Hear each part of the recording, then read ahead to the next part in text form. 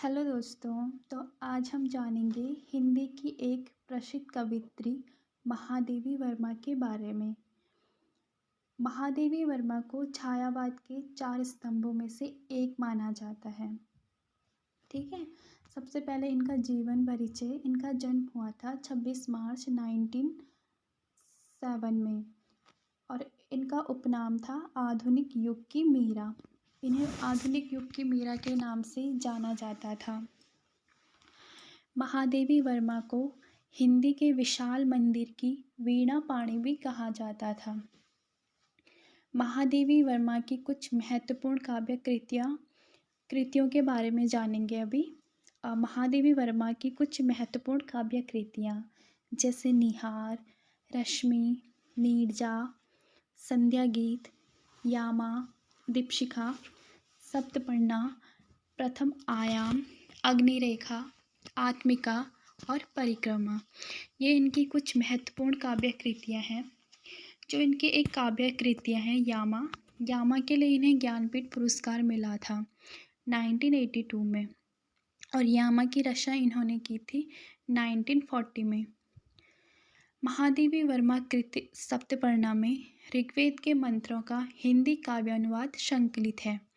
जो सप्तपर्णा इसमें क्या है, ऋग्वेद के मंत्र हैं, उनका हिंदी में काव्यानुवाद है।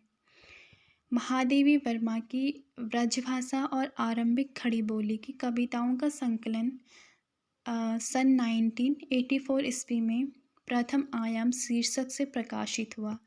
जो इनका प्रथम आयाम शीर्षक था जो 1984 में प्रकाशित हुआ, उसमें क्या था, ब्रजभाषा और आरंभिक खड़ी बोली की कविताओं का संकलन था। ठीक है। महादेवी वर्मा को बौद्ध दर्शन से प्रभावित रहस्यवादी कवयित्री के रूप में स्वीकार किया जाता था। ये बौद्ध दर्शन से प्रभावित एक रहस्यवादी कवयित्री थी। इनका जो सर्वाधिक प्रिय प्रतीक था वो था दीपक और बादल। दीपक और बादल इनके सर्वाधिक प्रिय प्रतीक थे। 1952 में महादेवी वर्मा उत्तर प्रदेश विधान परिषद की सदस्य मनोनीत की गई और इन्होंने इलाहाबाद में प्रयाग महिला विद्यापीठ की स्थापना की। 1932 में महादेवी वर्मा ने चांद नामक पत्रिका का संपादन किया। इनकी एक पत्रिका थी चांद, जिनका संपादन इन्होंने 1932 में किया। उन्होंने साहित्यकार मासिक का संपादन भी किया। रंगवाणी नाट्य संस्था की भी स्थापना की। ठीक है। और इन्हें कुछ पुरस्कार भी मिले हैं। इनके पुरस्कारों के बारे में अभी जानेंगे। इनके हम वही देखेंगे जो इनके मेन पुरस्कार थे। तो 1952 में इनको पद्म भूषण मिला था और 1982 में ज्ञानपीठ पुरस्कार मिला था। ज्ञानपीठ पुरस्कार मिला था यामा के लिए और यामा क्या थी, काव्य संग्रह। यामा काव्य संग्रह के लिए कविताओं का संग्रह था यामा।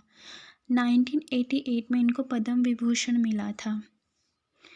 महादेवी वर्मा के निबंध, इन्होंने कुछ निबंध भी लिखे थे, जैसे एक है श्रृंखला की कड़ियाँ, चिंतन के क्षण, संधिनी, युद्ध और नारी, नारीत्व का अभिशाप, साहित्यकार की आस्था। ये इनके कुछ निबंध संग्रह हैं। इनके एक दो रेखा चित्र भी थे, जैसे एक है अतीत के चलचित्र और एक थी स्मृति की रेखाएं।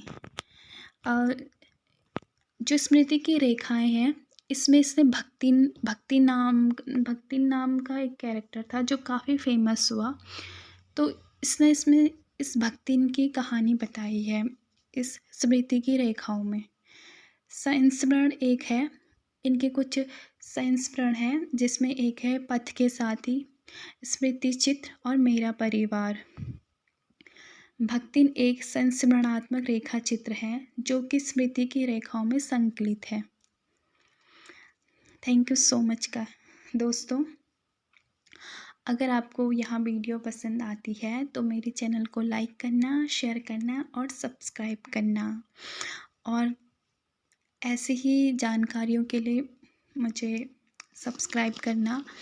ऐसे बहुत सारी चीज़ें मैं बताती रहूँगी आपको जो आपकी एग्ज़ाम पॉइंट ऑफ व्यू से काफ़ी महत्वपूर्ण होगी। Thank you so much.